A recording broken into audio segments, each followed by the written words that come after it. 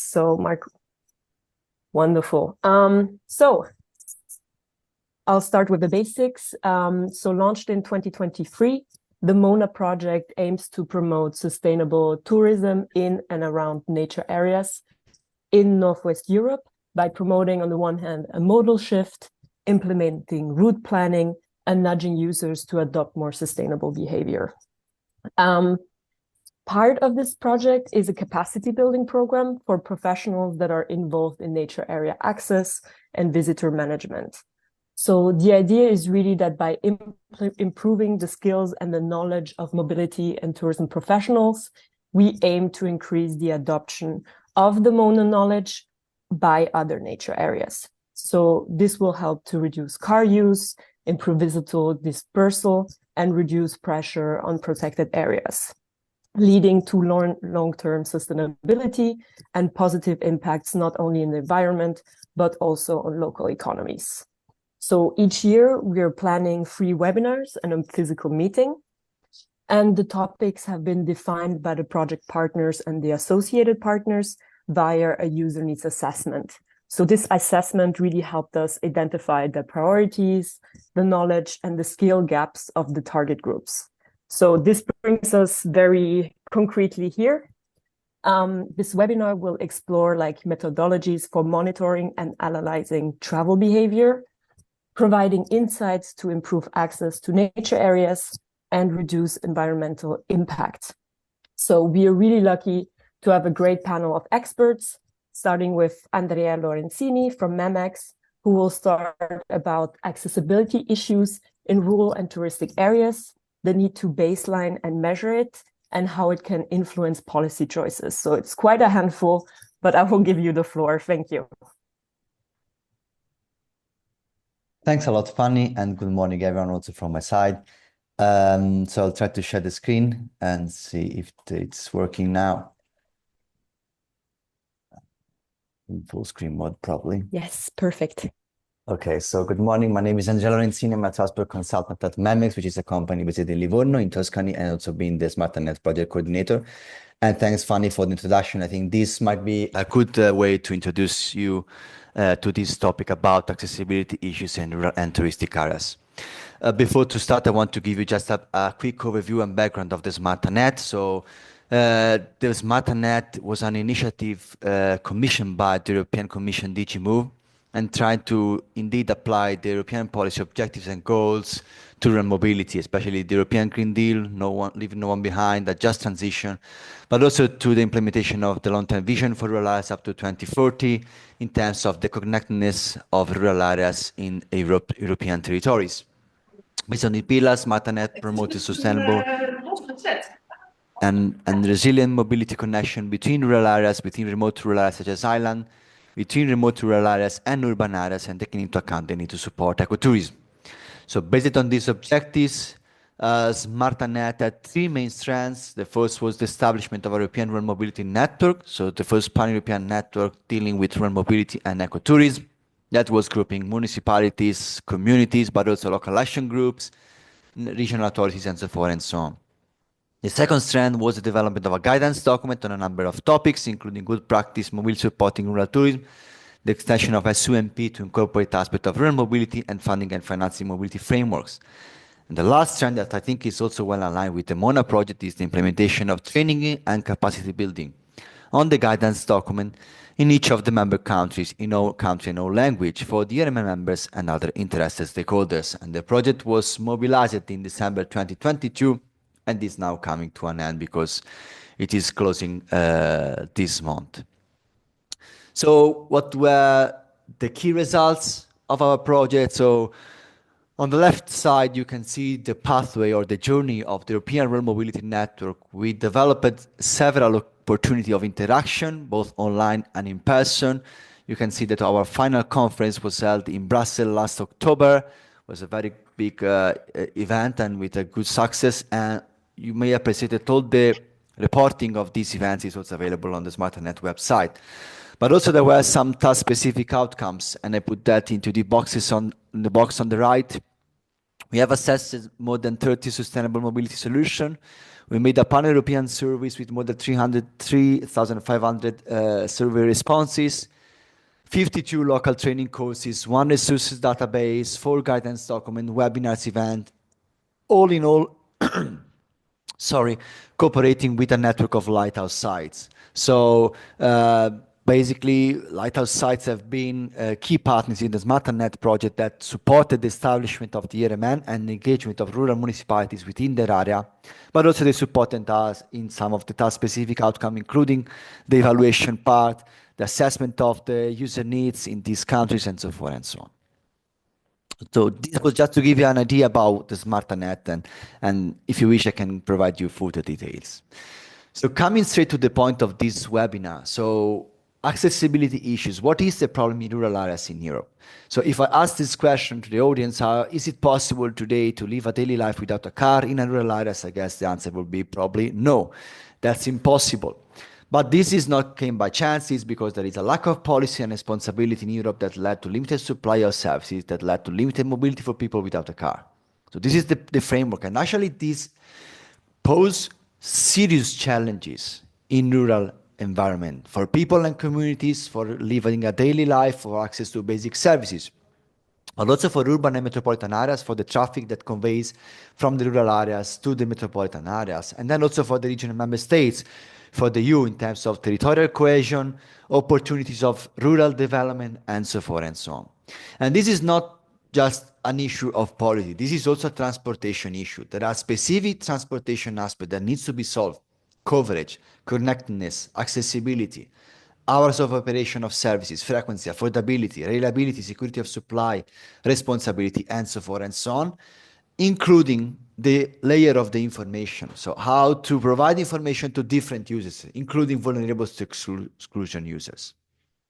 So this is the key issue in terms of accessibility. But now just let's try to destructure it a bit and understand a bit what is the framework of accessibility issues in rural areas. So first of all, there are different types of users that can be considered. Maybe this can be a simple classification, but there are residents, of course. There are, tourists that can be quite varied in terms of their needs, and also there are seasonal hospitality workers that might be low wage, that could be working in social or anti-social hours, and maybe do not have the car to access to them.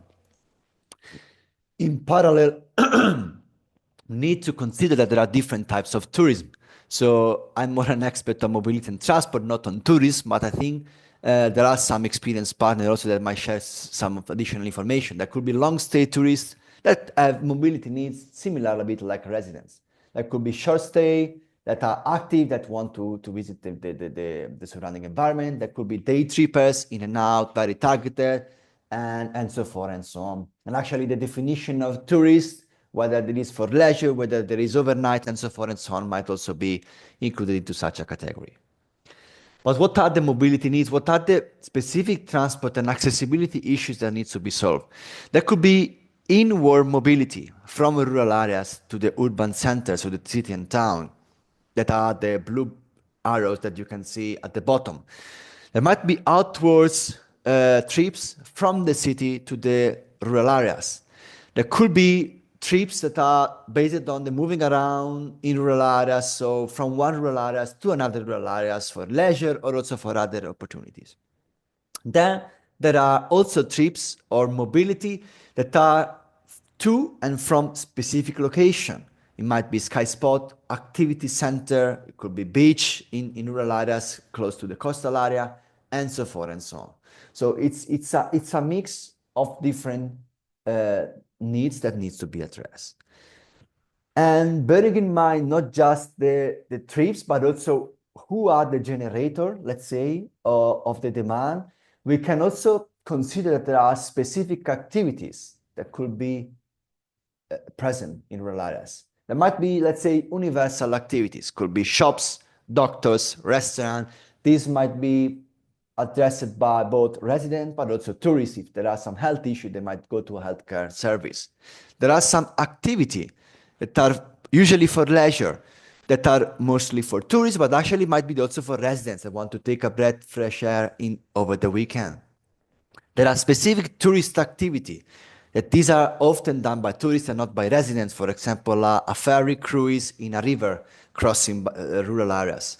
And then there are specific work activities, seasonal hospitality workers, and the commuting trips from and to the area of work.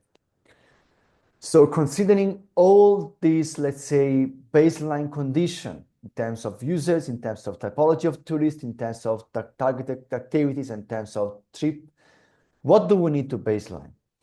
So we need to have a full picture before implementing any transportation action. It could be data about resident population, where they live, work, what are the most used travel patterns. That might be data coming or belonging to the tourist sector, including location, accommodation, volume, seasonality, average night, arrival mode, group, family size, and so forth and so on. Then there are all the data about the seasonal hospitality workers, that are work location, where they stay, and what are the working hours and the mode of travel. And then there is the layer of the transportation offers, in and out and within the different rural areas in terms of conventional public transport, but also in terms of shared mobility, asset, ride-sharing services, and so forth and so on. So, how is it possible to measure accessibility in rural touristic areas? So on the one hand, we can have a look at the existing methods. I put here this example of the Sustainable Mobility Index for Rural Towns in Ireland that has been developed from the Western Development Commission in Ireland. That is a good reference document. And they have developed a set of indicators to measure mobility for rural towns. In the absence of an extensive data collection, it's always worth doing other options, including, for example, focus group, meet with tourism stakeholders, listen to people on the ground, and assess their needs with this informal way of data collection. But all in all, there could be a tailored method to the different areas that might be starting from an existing method, but then is tailored to the specific needs and frameworks and characteristics. And what should be or could be the purpose of the measurement accessibility? It could be to identify and map what are the mismatches between touristic activities and public transport supply in terms of public transport, actually transportation offer, not just public, will be also private sector-led transport service in terms of geographic and time coverage, bearing in mind user needs. So not just for the residents, not just for the workers, not just for the tourists, but for the mix of them. And the ultimate goal should be to influence policy choices. What does it mean? Is that with the key accessibility information and data, we can try to influence policy choices in terms of planning, in terms of funding, and so forth, and so, in terms of operation, organization, and so forth and so on. And this, in practice, could then mean strengthening the regular public transport, coordinating the schedule, establish joint mobility and tourism forum, introduce shuttle buses to point of activity, park and ride at entry point to sensitive areas, financial incentives for improved information, training for workers, and so forth and so on. So this was just in a nutshell, and where to go next? So SmarterNet produced a huge legacy of information. There is a specific guidance on rural shared mobility solution combined with a catalog of different practice.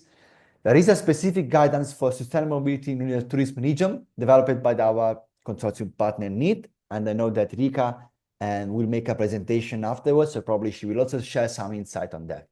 And there will be also an upcoming guidance on funding and financial issues and framework for rural mobility. So this is where you can go next if you want to find, for example, good practice and experience in terms of how accessibility has been improved in different European territories. So that was my last slide. Thank you very much for the attention, and I'm available for any further question you might have. Thank you very much, Andrea. This was really interesting, a lot to, I think, learn from you, actually. I don't know if there are any questions. Maybe I can start. I mean, in your slides, you talk a lot about the importance of baseline data. You mentioned the very targeted day trippers. So I just wanted to ask if you have any results in terms of, I don't know, document strategy delivery that you got from your project, or any findings in Smarta project or any other project that you are involved in that you can share with us. We can share it, I mean, after this presentation, if some of our project partners will be interested in. Thanks for the question. So that's a good point. I mean, our project, as indeed one of the specific strands, was on the planning. So what we have done is we produced a guidance document on how to incorporate SUMP. And as you know, the Sustainable Urban Mobility Plan are based on, as you know, a good framework assessment and a good and well-established data collection. So what we have tried to do is, on the one hand, to see how the data from rural areas might be collected. So some of the information might also be funded into this specific guidance. I must say that this guidance is still under approval from the Commission, so it will be probably published at the beginning of next year, but there will be some information in that. And also, we have been tasked to assess whether there could be some new mobility planning options for rural mobility. And indeed, what we have tried to do is indeed to make a practical way of gathering some rough data from rural areas. So again, I was also putting such in a slide. I mean, we cannot assume that rural municipalities have, you know, lots of budget, you know, to do a comprehensive in-depth data collection. But still, there are some practical way, for example, in gathering data from the desk research in terms of finding some social demographic characteristics and so forth and so on. Practical way to develop focus groups, and also in our guidance document, you may find some good practice example also in how to engage different stakeholders and so forth and so on. So, but I would invite to just have a navigate on the SmartaNet website. There is a huge legacy of information, and also there will be some fresh material in next year that will be specifically addressing the issue that you just raised, Mark. Great. Thank you very much for this. I don't know if we have any questions from partners, because in our first training we already touched upon some of the topics as SUMPs and participants' involvement, stakeholders, visitors, but also the decision makers. So I don't know if you have any questions for Andrea now when he is with us. If not, thank you very much, Andrea. Yeah, we'll be looking forward to the guidebook that you just mentioned. We highlighted the link to Smarta net to follow it with, because I mean there is a great training and capacity building material there already. So thank you very much for this once again. And thanks a lot. Thanks a lot. I will be staying for maybe half an hour to see the other presentation, but thank you for the invitation and I'm happy to contribute to this. Great. Thank you. I will now call my colleagues from KU Leuven. I'm not sure, since I was on vacation until today, who's the real presenter. Are all four mentioned? So I'm just giving the floor to Celine, Xia, Karen, and Menbart. So please. Yes, we will be with three presenting. I will share my screen.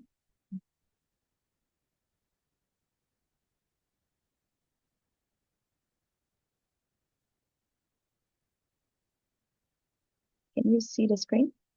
Yes. Okay. Yes. And you can also hear me, right? Yes. Yes. Good. Thank you. Hello. Thanks to Bart and the Mona project for the invitation. We are very excited to be here today. And thanks also for the very interesting presentation earlier. My name is Karen, and together with Celine and Yitong, we will be talking about mobile phone data and tourism flows. So the three of us are part of SAMBLE, which stands for Spatial and Mobility Analytics Lab. And this is a larger research group that is led by Professor Ate Porthouse at the Faculty of Geography in KU Leuven. And here we are carrying out research on big data and mobility, among other things. So, well, as you know, as the experts in the field, working with traditional data sources in tourism has its limitations. So, for example, questions like who visits where, how often remain challenging to answer with these traditional data sets. And when we talk about traditional methods, we are talking about like visitor surveys, for example, on-site questionnaires that are distributed at park entrances or visitor centers. Also, digital surveys that may be sent via email. And these methods, what they aim to do is like gather information about home origins, also travel destinations and socio-demographic characteristics. But what is the thing with these methods? That although they may allow us to go deep, they are very time consuming and labor intensive, as you may be very well aware. And it's not easy to replicate this on a long run in a broad area. Other traditional methods would be visit counts, like vehicle or trail counters, also ticket sales, and also overnight register-based methods, like overnight stays data collections. And for example, tracking down day visits with these overnight stays data collection is very challenging. Like think, for example, about the day visits from Brussels to Bruges. How can we track this down when this kind of tourism is not registered in overnight register basis? So in conclusion, data gathering from traditional methods can be time consuming, costly, and labor intensive. And this data might be scarce and disparate. So even though these traditional methods may allow us to go in depth for certain areas, they do not allow to grow broad. So this is when big data comes into the picture. Big data is an abstract concept, but when we think of it, it looks like a magic solution. Imagine a data set that somehow tracks everything and everyone automatically without any labor-intensive surveys. And this also would allow us to go deep and broad at the same time, which is a challenge that we were talking about before with traditional methods. And we wouldn't have any regional limitations, or at least this is the idea that we have. But what is big data in reality? Well, it is large data that is detailed, that is different to conventional data sets, and that may allow us to have faster acquisition and processing speed, and also much more detailed information and with a finer spatial scale. So information like gender, age, time, location, movement patterns, nationality, residence, preferences, etc., they all can be brought together. And how can this big data be collected? Well, the last time that you used your credit card, you created data on how much you spend on dining and shopping, also how often and where you tend to do this. Or also the last time that you used Strava to upload your run, you shared information on your sports route and your health data. So this may seem like a big possibility for having data available for tourism and leisure. And although it might be seen as a magic solution, this is not a panacea. And we're still working on trying to leverage its potential. So this comes with very important limitations and also some ethical debates. And what we aim to communicate here is that the magic is not there, but there is indeed some promise with this. Can you hear me well? Yes. Yes. Okay. Thanks, Karen, for the a bit introduction about big data. But as you know, the big data is just a very general term, and there are many kinds of big data, and each generated through distinct technology and processes and able to serve specific purposes. So today I'm going to introduce three widely used type of big data. And the first one is the social media data. Social media data platforms like X, who used to be the Twitter, and Instagram provide spaces where we can share moments of our lives and experiences at specific time and locations. And these posts create huge collection of the digital footprints. like texts, images, videos with time and geolocation data. And this kind of user-generated content is known as the social media big data. And one of the key advantages of social media data is its rich content, which spans diverse formats and metadata. And these attributes make it a powerful resources for analyzing the human behavior, interests, and the mobilities. Additionally, the social media platforms often provide the open platforms like the APIs for researchers and developers to download and use this data, and making it easier to access and reuse. However, the social media data is inherently discontinuous as it relies on the user active sharing of posts and geolocations. Meanwhile, it only includes the population who are active in social media platforms, so it is a bit challenging to represent the whole population. And the last one, as Twitter became X, the API was shut down and all Twitter data became inaccessible for research. The second type of big data is the mobile app data, which is generated in a very different way. Imagine that you are walking. First, you open the Google Map to navigate the walk, and then you open the weather and Google Chrome for other purposes. While you are using these apps, they will automatically and continuously record the time and geolocation and your activities in these apps. So the location of collection of these kind of record is the mobile app data. And the mobile app data companies will gather all the activity information from certain group of apps and sell them as the data products. The key advantage of the mobile app data is its granularity, which makes mobile app data useful for studying the user behavior, user preference, and even user mobility patterns. Unlike the social media data, the mobile app data often benefits from the continuous collection, as the apps they will frequently capture activity in the background during the active use. However, its limitation include the dependency on user permission and user frequency of using these apps. Also, the use and availability of granular mobile app data has the specific privacy and ethical concerns. The last one I will introduce today is the mobile phone data. As people move, their mobile phones are constantly connected to the nearby cellular networks, enabling communication and internet access wherever users go. At the same time, cellular operators will automatically record connections between phones and nearby cell towers, and this generates the mobile phone data, including the call logs and approximate geolocations, network usage, and other connection details.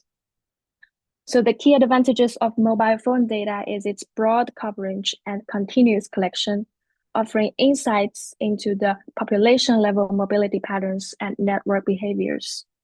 But unlike the other data sources, it captures the movement in real time, even when the users are not actively using their phones. This makes it valuable for studying the large-scale human mobility. But the mobile phone data typically provide the course location, for instance, the cell tower proximity, rather than the GPS level precision.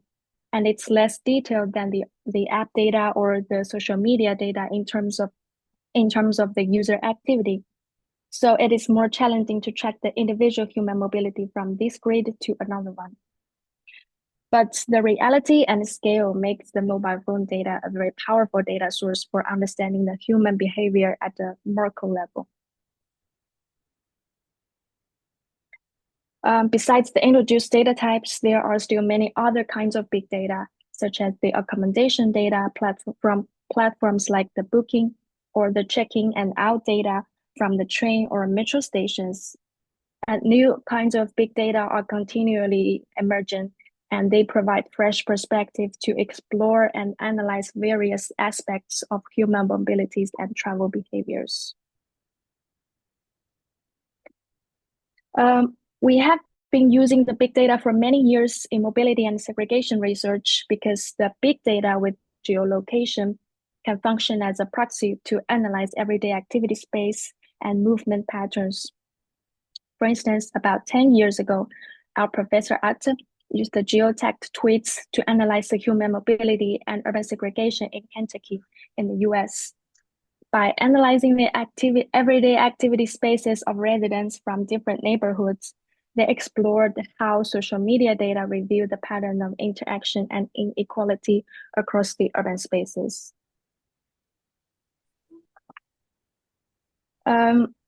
One of our team members, Olena, also used the mobile app data to analyze and compare the segregation patterns in residential versus activity spaces in New Zealand.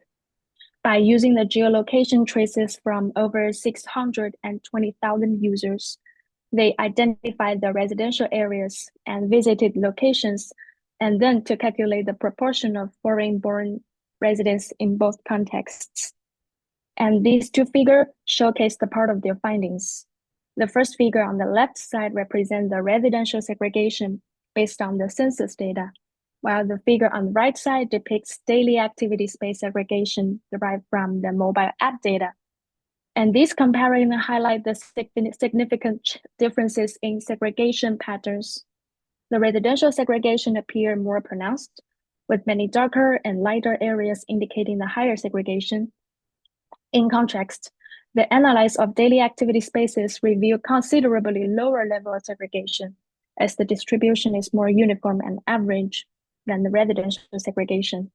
So these demonstrate how big data, particularly the mobile app data, offer a fresh and novel perspective, uncovering the new insights and challenging conventional assumptions about the urban mobility and segregations.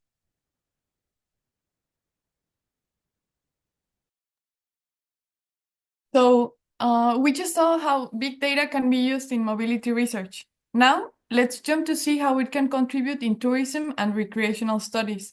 Here's a short example for the research carried out by Lu and other authors on the dynamics of visiting US national parks. And for this study, they use mobile app data to look at the whole country's national parks across the years. You can see it on the graph on the right. So the study is conducted from 2019 to 2022. This is pretty cool. Like, it's a study that focuses like on a whole country in a lapse of 3 years, which is something that traditional methods wouldn't allow as easily. And the findings that they have are quite interesting. For example, people travel less frequently and in shorter distances to visit national parks after the pandemic than they used to do it before the pandemic.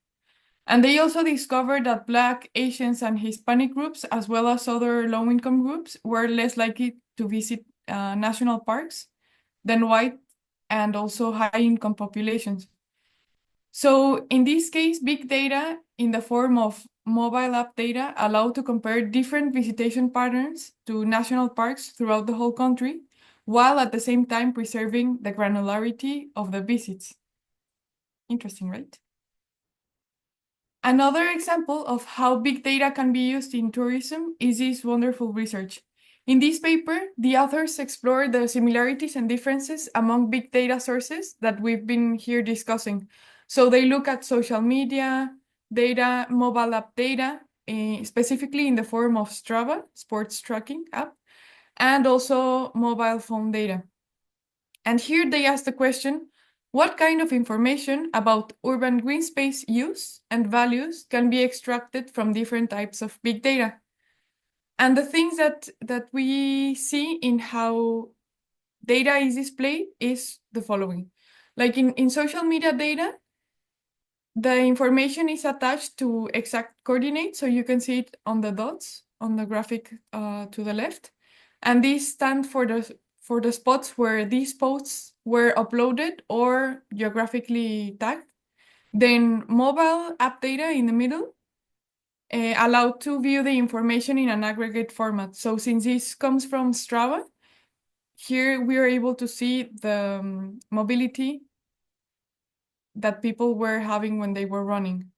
And then on mobile phone data to the right, this is merely displayed as density. So this allocate mobile phone to locations depending on the antenna network. So with these kinds of data, it's important to take some limitations into account that are that for example, the popularity of social media platforms varies according to age group. Think about who uses Facebook versus who uses TikTok nowadays. And well, also that not everyone geotags their posts or share their content openly. And also, for example, regarding sports app data like Strava, some of these apps are mainly used by sports enthusiasts mainly. So these may show biased results on who is using the spaces in which way and when. And also these kinds of apps have been known to be biased towards males over women. So it's always important to take these things into account.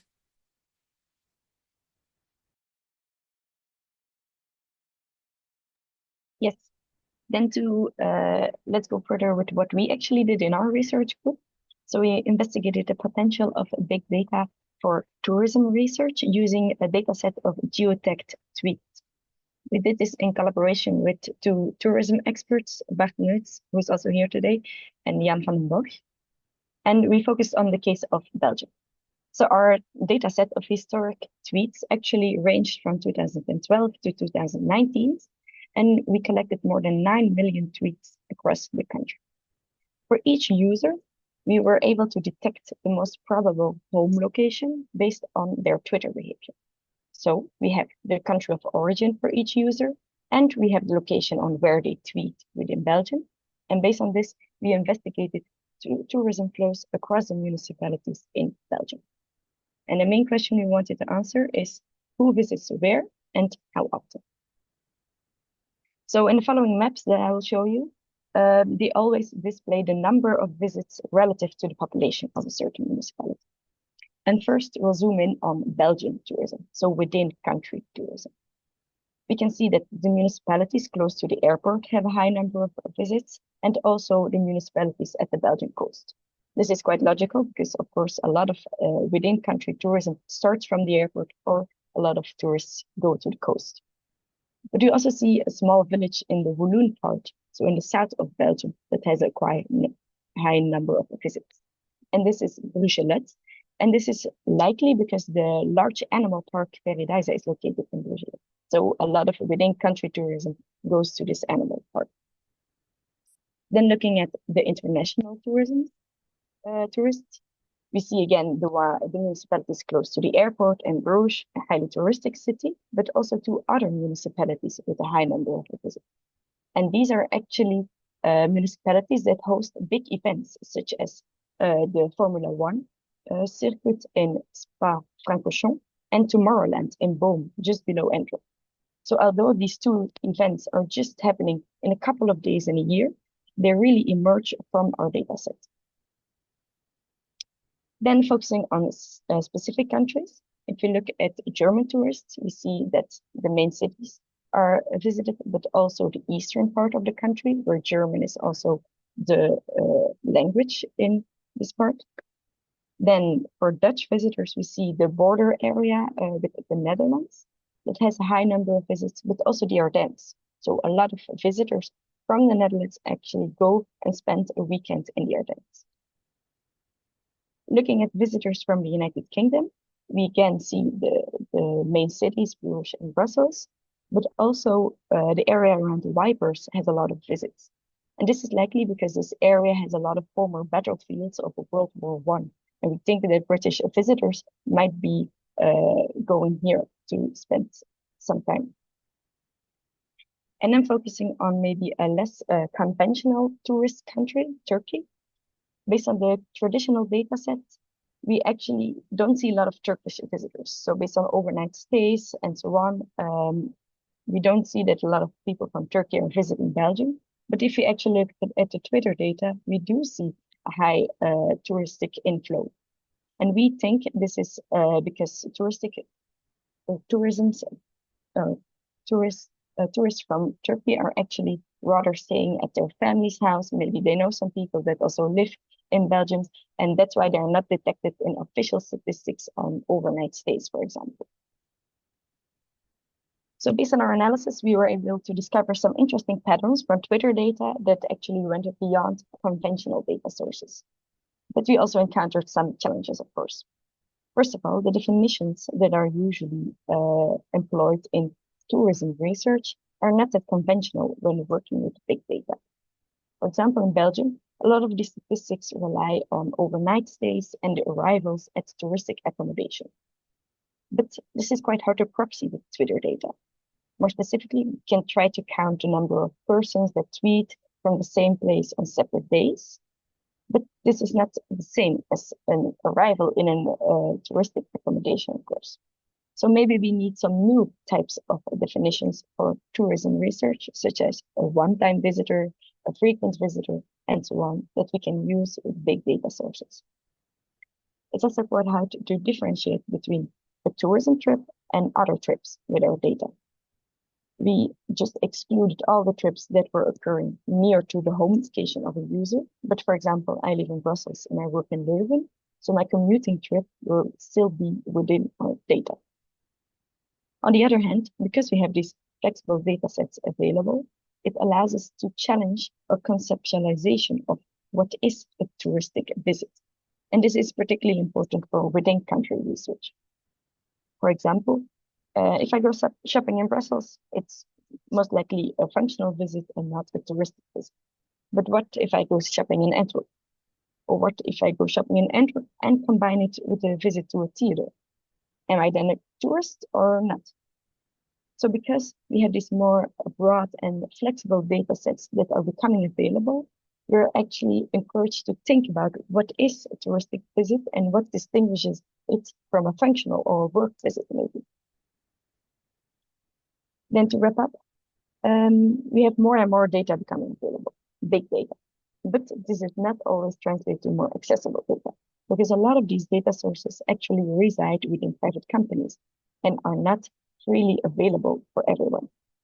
Also, since Elon Musk bought Twitter and converted it to X, the Twitter API is not available anymore for research purposes, so we cannot collect Twitter data anymore. What's the most viable alternative? So we think that mobile app data is a nice alternative. As Heaton already explained, there are some companies that buy data from different apps and aggregate them. And we as researchers can actually buy this data for a relatively low cost. We did this, for example, in our research group with the New Zealand data. However, there are a lot of ethical concerns about this, also some challenges regarding consistency of data, reliability, and so on.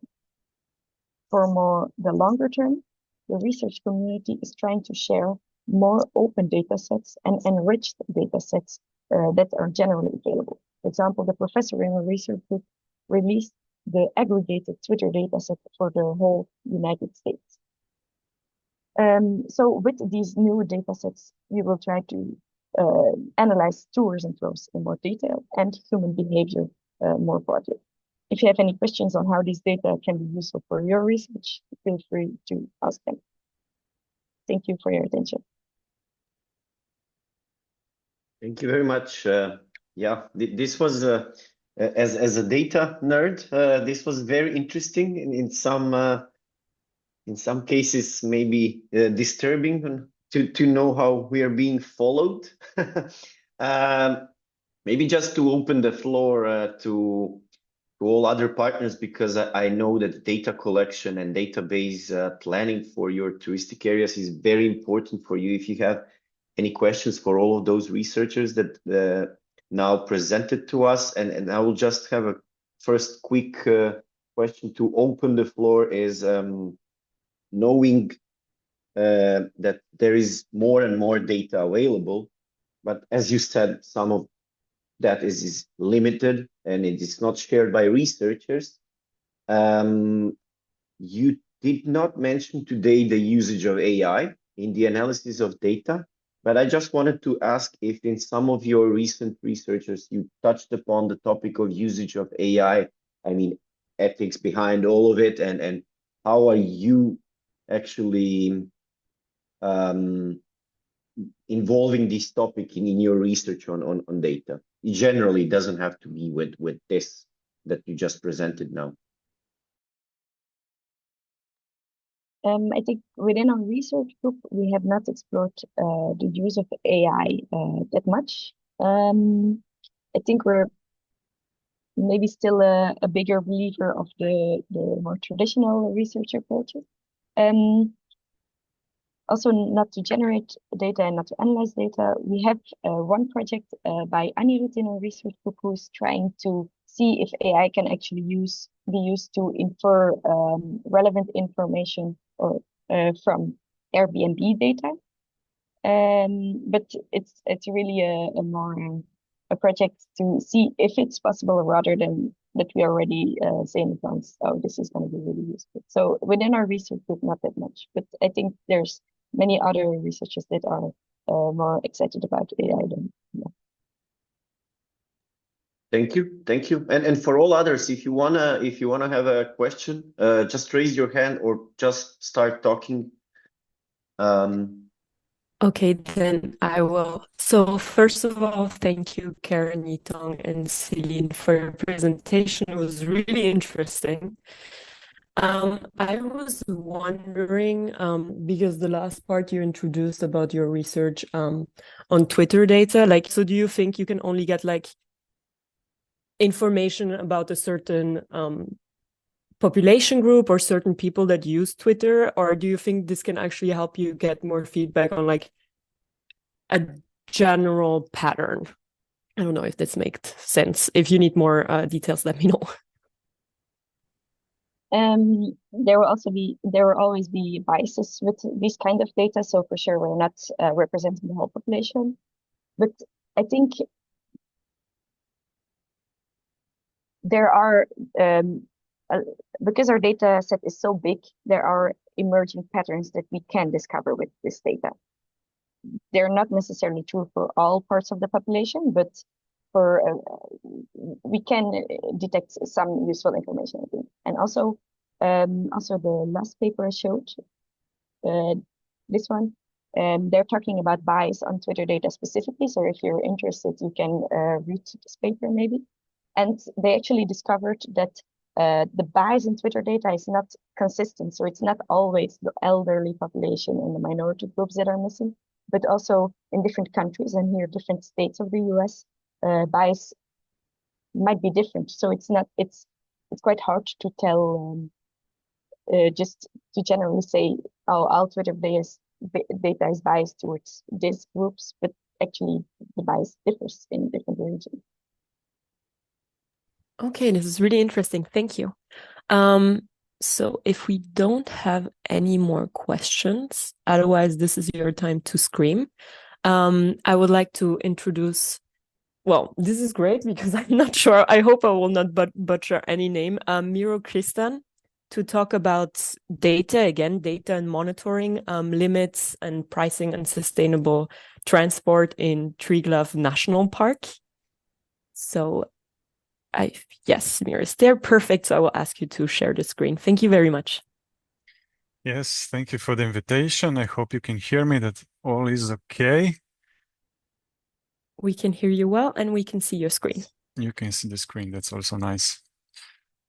Okay, maybe I try to go full screen. Do you see the full screen or do you see? We still don't see it in presentations mode. Okay, maybe I go to PDF, maybe it's easier. Wait.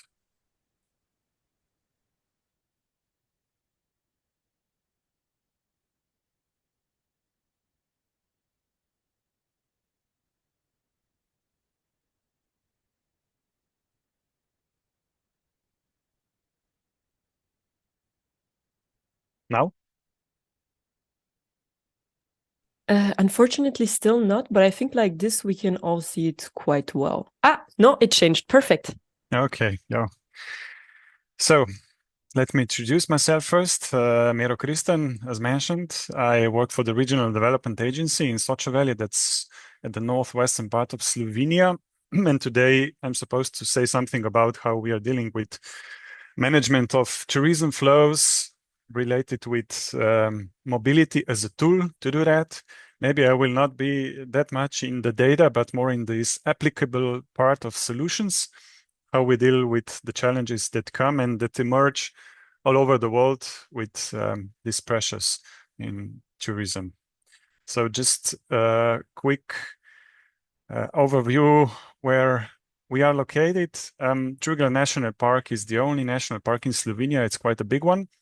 But with the extension of the Man and Biosphere, UNESCO Man and Biosphere Julian Alps, it covers basically the same core area, but with a buffer zone outside. So it makes management of the national park a bit easier while handling these two levels of protection. It's quite a diverse mountainous border region, remote also with low density of population, but with a huge inflow of tourism whenever there is this high season, mostly during the summer. And then, of course, the challenge changes when you have to deal with the change of the system during the year.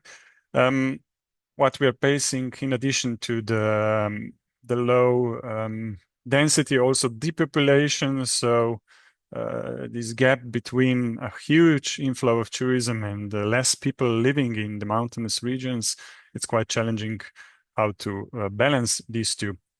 This is just a confirmation how the seasonality is a very important factor here. In Julian Alps, the season was years ago mostly dealing with June to September months. We have been able to extend it a little bit with some new touristic products with hiking trails, not so high in the mountains, that are quite popular, long distance hiking trails. But what happened is that we gained new tourists in this pre and post summer season, but there was no reduction in the summer season. So the pressure still remained and the challenge was still there. And what to do, this was like it's like quite a common picture during the high season in the summer months, and it's quite a problem how to deal with it to ensure that the experience of the visitors remains mostly the same as it was promised, but at the same time we are addressing also the quality of life for the inhabitants. That is rather important, you know, that situation in some places in the world where the locals were quite against or are still quite against tourism or over tourism in any case. So when we reached the kind of a peak of this tourism burden, we decided to take action. The first step was, of course, to do the analysis within the SUMP preparation. SUMP stands for urban, but we use the methodology to address the rural area, cross-regional, cross-border, intermunicipal, of course, always with the focus addressing the tourism as the main driver of the problem, but addressing the quality of life and the ability of locals to improve access to services.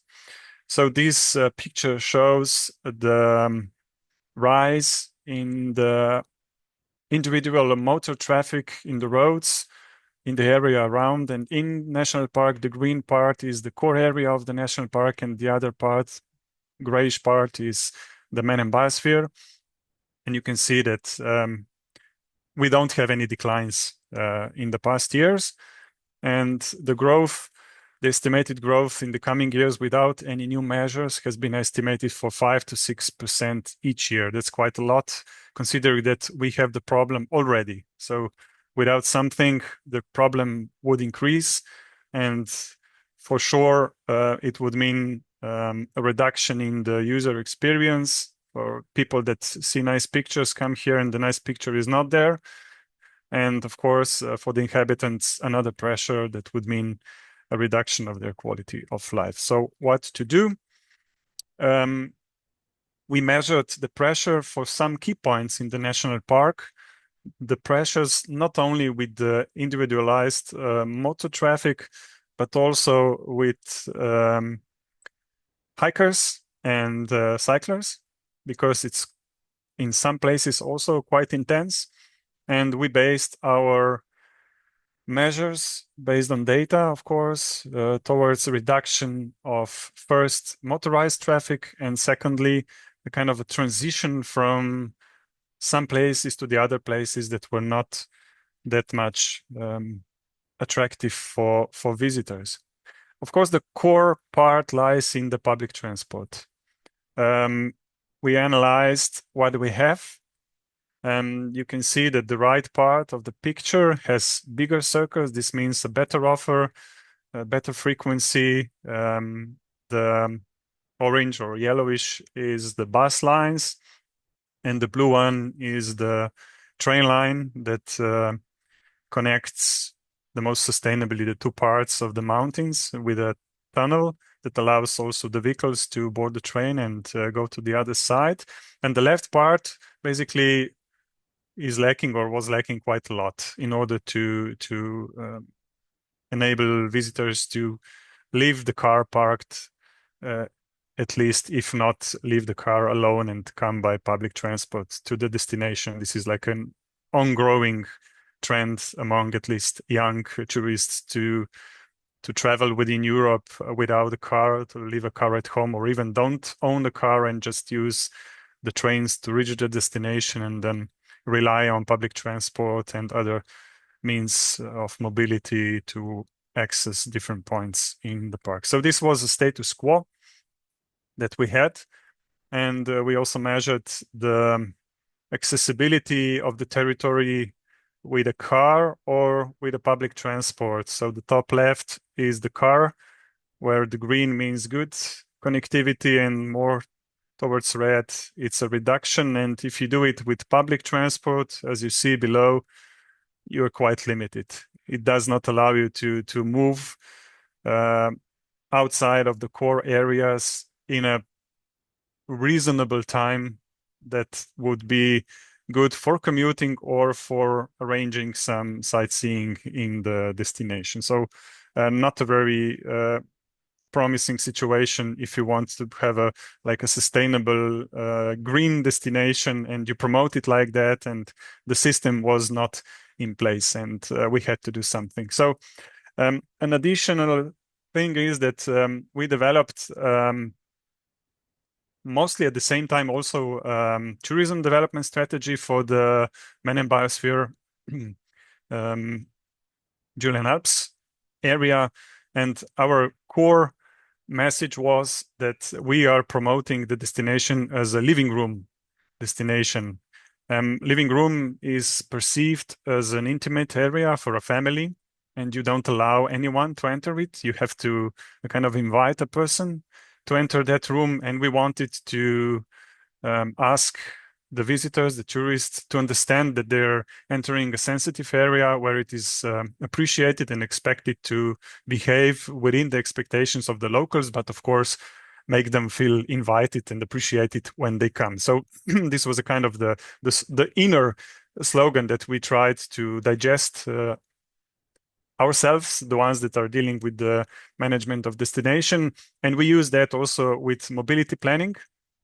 So the 14 municipalities joined the SMP initiative, and it took us roughly 2.5 years to manage the process, also due to the COVID times. But at the same time, it made us better reflect the things that needed some more time. And this is a kind of very simplified system that emphasizes the need to calm the traffic, to address the peaceful areas where it is expected not to put additional pressure, and also where we need to develop better connections or improve what we already have, relying on the backbone of the railway, so-called Transalpina Bohin Railway, a very scenic one, and of course the network of bus connections that always need to address also the territories in Austria and Italy, since we are bordering that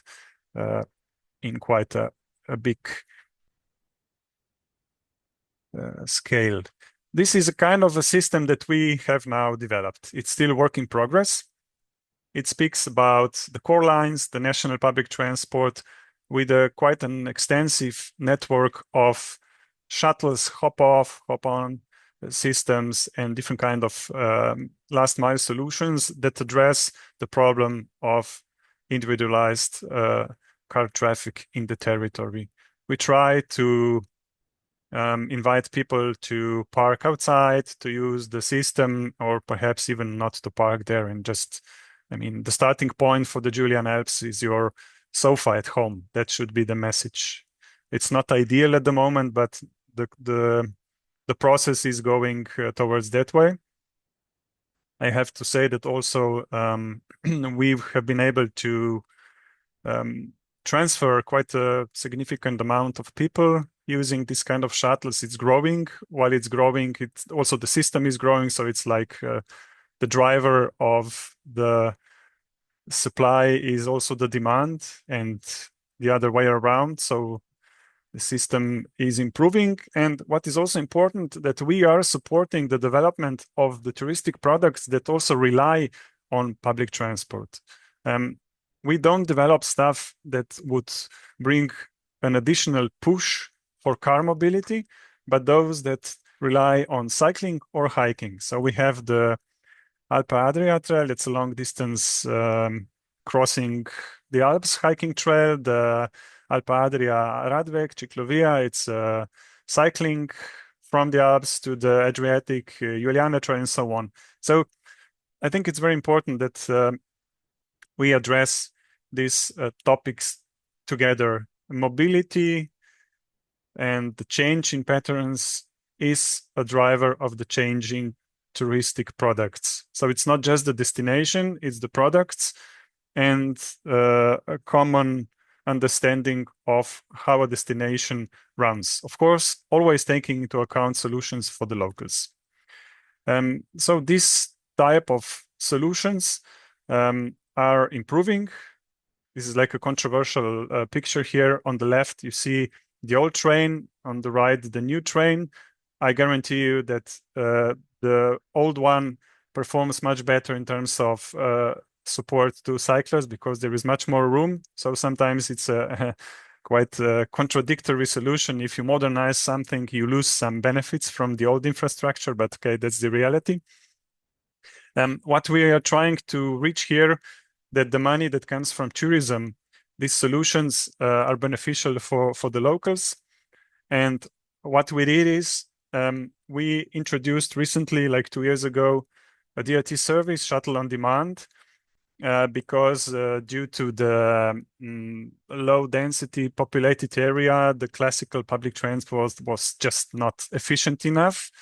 And we offered, in accordance to the surveys that we did with the locals, something close to their needs. And what happened is that the biggest need was how to bring kids, pupils to their afternoon activities that are not taking place at their home. It's like perhaps 20, 30 miles away. And now we have an app run a system of 5 vans that are used in 5 different municipalities. The system is spreading and it's really, really well accepted within the local population. And when we have the touristic season and when there are holidays, of course, there is a change, and these vehicles are then performing only on touristic demand. So it's like a good combination of the two needs. In addition to that, we have just started as a regional mobility center. It's a new development of the mobility system in Slovenia. That's just another recognition of our institution, but it's very important if we want to continue with the change, both in terms of local mobility, in terms of strategic planning. We are also developing a lot of awareness campaigns, but what is perhaps in the end very important is that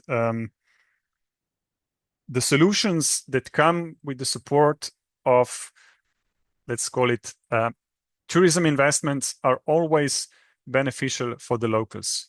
You know that there are many systems of destination cards. In our case, we have decided that we have the local card that at least has to offer the same level of services as for the tourists. So that's like a driver for the future. And I think that should also be in line with the living room principle that I mentioned before. That was in short, what we are doing here, maybe more on the implementation part, not so much about the data, because data is always important, but then you have to do something with the data. And this is what we are trying to do with the data. Of course, still measuring the impact. That's always an ongoing process. Thank you. Thank you very much, Miro. I think one of the reasons why I invited you with this presentation was also because while we are talking about data, it's just as you said, what we are doing with it and what kind of policies and strategies we are developing it. And as I'm not from there, but I'm from neighboring country to all of you. I was there twice, and I can only recommend to all of you to go to Triglav. I mean, this is very nice to hike, bike, or whatever.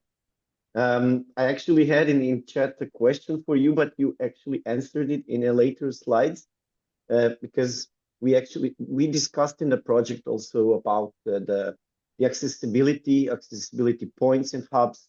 Especially in rural parts where there are not so many connections. So on-demand public transport and shuttles were also, without fixed timetables, were also important as a measure to somehow try to resolve all of the, well, let's say issues or challenges that we have in planning. So I don't have any questions. I don't know if any other participants had. This was very, very interesting. Thank you very much, Miro, for this. Maybe I can just mention in one sentence that this demand response transport, we are still testing two types. One is this totally open system where you can just order something to your location and just say when you want to go. And the other one is more close to the fixed lines, but the lines are tailored to the needs of several pupils that attend some, I don't know, training in the afternoon. So depending on which type of the stakeholder we are addressing, we have to tailor the solution to the needs. Yeah. So it's basically also tailored to the events happening in the area. Okay. Exactly. Okay. Thank you very much. And with this, I will introduce the last presenter today. It's Bente from NIT or Rijeka. I'm not sure who's presenting in the end. So if you can just share the screen with us. Yeah, so with me today, I will try to share my screen.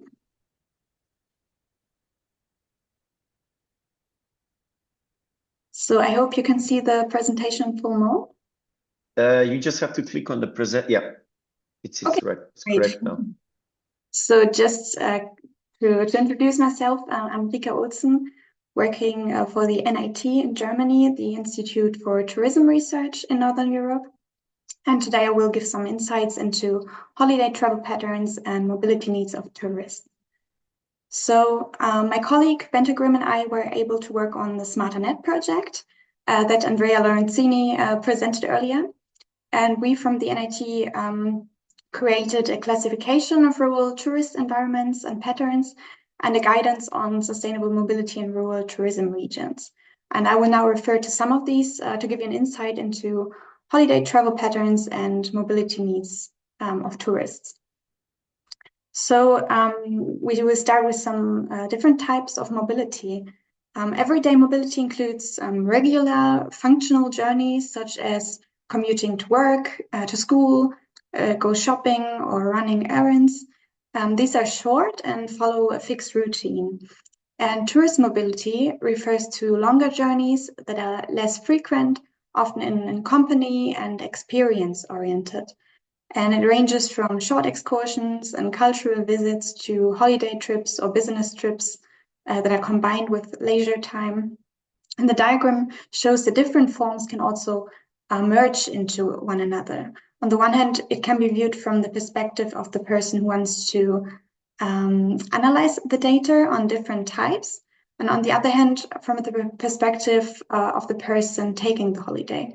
And here you have to bear in mind that everyone has a different perception. So if, for example, for one person, shopping in a large furniture store can be an experience, so more of an excursion. For someone else, it can be an obligation to quickly buy an item. There are various aspects that influence tourists when traveling. So we have time and location flexibility. Tourists are often less tied to fixed schedules and travel at other times of the day, on other days of the week, or visit other attractions. And this flexibility offers more freedom to explore the region, but also challenges in terms of transport availability and planning. Tourist mobility is more seasonal. This means that many tourists travel during certain times of the year, for example, during holidays or when the weather is good.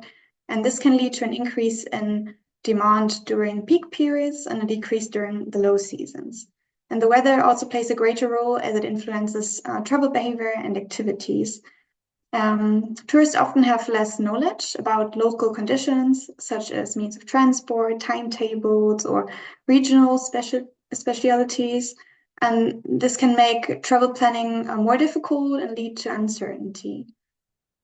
Tourists tend to travel in groups and usually have more luggage, and they therefore have less independent travel than locals and need more support in organizing the transport. Tourist mobility is driven by different motives and activities than locals. They place a stronger focus on experiences and discovering new places, which is also reflected in their traveling habits. So overall, tourist mobility is characterized by greater flexibility and adaptability, greater dependence on seasonal and weather-related factors, and less local knowledge among travelers. So these characteristics must be taken into account when planning transport and travel offers. So here, this chart shows the distribution of the main means of transport for trips of 4 or more nights by Europeans. The largest share of journeys is made by car, which accounts for 72%. Air travel follows with 14%, trains make up for 9%, and buses and coaches 3%, and boat journeys are the least common at 2%. And this distribution shows that private cars are the preferred choice for longer journeys within the EU, followed by air and rail travel. During the SMARTer project, we have developed a series of mobility patterns that illustrate how tourists travel from home to their holiday destination and within their holiday destination. And the example on the right shows a guest traveling by car from home to his holiday accommodation, and then using a car to go shopping, but using a bicycle for a leisure activity. And in the mobility patterns, it is noticeable that the choice of means of transport within the destination depends on the choice of means of transport to get from home to the holiday destination. And we can also see this in the next slide. Here we can see an example for tourists from Germany to all destinations. People traveling by car use it particularly frequently when they are there at the holiday destination. And people who have traveled by train use much more environmentally friendly means of transport, like public buses, regional trains, trams, or bikes, or they walk. And air travelers make frequent use of taxis and shuttle services, of rental cars, and they walk just as often as those arriving by train. So here you can see that the choice of transport very much depends on how the tourist has traveled to the destination, where they arrive, so at the station, at the airport, or directly at the accommodation, and whether or not they have their own car with them. So this is again an example for the German population from the travel analysis. That's a survey that we at the NIT carry out every year. And here we see the criteria for choosing the means of transport to the holiday destination. So simple luggage transport and generally easy traveling from door to door are important for the respondents. The price is also important for many, but it is not the main factor. And mobility in the holiday region is also an important criterion for more than a third of respondents. This and easy traveling from door to door are points that are often difficult in rural areas. Here in particular, we see that a good range of mobility options in the holiday region could encourage tourists to choose more environmentally friendly means of transport for the journey. Attractive offers for more environmentally friendly local transport of tourists often include measures that make sustainable mobility convenient and accessible. So touristic bus lines would be a popular option for respondents, as they provide direct and comfortable connections to key attractions within the region. Another highly appealing measure is the inclusion of public transport in the price of accommodation, which encourages visitors to use eco-friendly transportation without worrying about additional costs. Services like call buses and shared taxis add flexibility and convenience, allowing tourists to travel on demand while minimizing environmental impact. And additionally, pickup and drop-off services from and to the station are valued for easing the transition between long-distance travel and local transport and making sustainable mobility a seamless part of the visitor experience. There are various factors that can influence tourist mobility and interact with each other. So on the one hand, we have the environment with social, political, economic, technological, or natural factors. And then there are the services, for example, transportation, accommodation, or the destination offers, which can be influenced by environmental changes. Personal requirements are expectations, attitudes, motivations, but also time, money, or health. And these influence travel behavior before and during the trip. Companies that want to offer mobility solutions can influence some of these factors, but some have no influence at all. So environmental influences come from outside, but the offers can be adapted and can have an effect on travel behavior. So in order to be able to change the travel behavior of guests, it is important to reach guests before they travel. That means before they have decided how they want to travel. To motivate and inform guests or potential guests, stakeholders with open communication channels headed towards tourists should inform visitors actively and comprehensively about sustainable mobility offers to and within the destination. They should give information before the trip to encourage visitors to choose the environmentally friendly mode of transport for arrival. Additionally, they should give information during the trip so that the guest feels well informed and can move around in the destination in a sustainable way without any difficulty.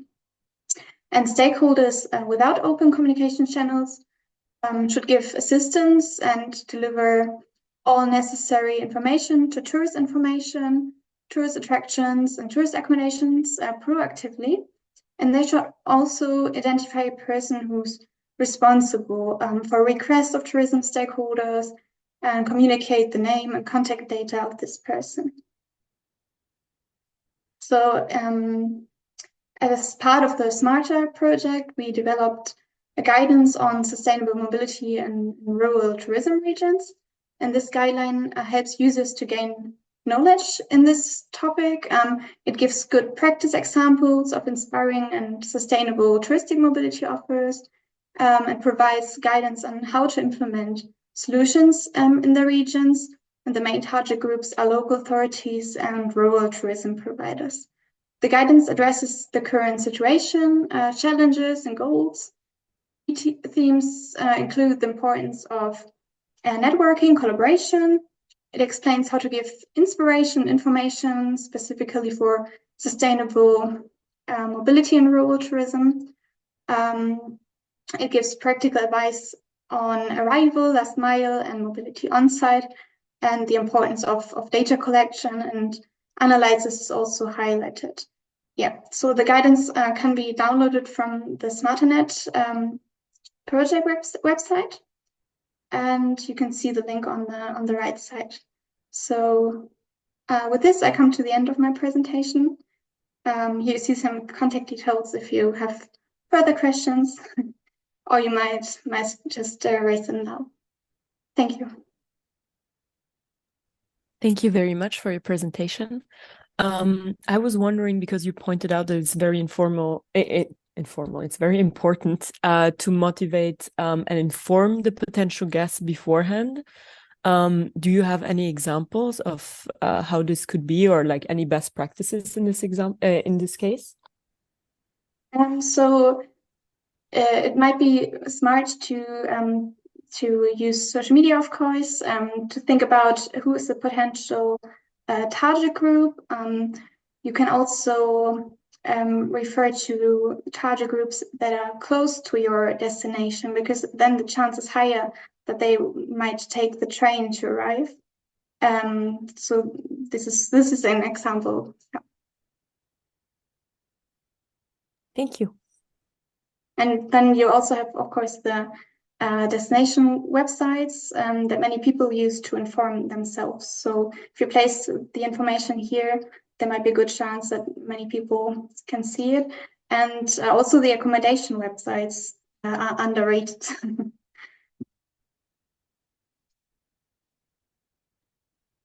Thank you very much once again, both Bette and Eka. But yeah, I mean, to just maybe to close this meeting with a few conclusions, I think it was really great for participants and project partners in Mona to hear about experiences not only from natural protected area like the one from Slovenia, or research activities from KU Leuven, but from other projects that we want to look at their findings and results, as yours is, SmartaNet. So this was really great opportunity. So I think that we can only collaborate in future and learn and well, try to do the similar capacity buildings based on what you did also in SmartaNet. I will just tell all of the participants, and I will then close the meeting with closing the recording. That this was a first webinar. We had a first training event in person, which will always be in hybrid, so it will be also online. But also it was the first webinar where we wanted to look into the data side and then data-driven planning. And I think that having the diversified presenters like project partners, research centers, and the natural park was great to see. I don't know if any of project partners have anything to ask us for closing, or Fabio as a project coordinator.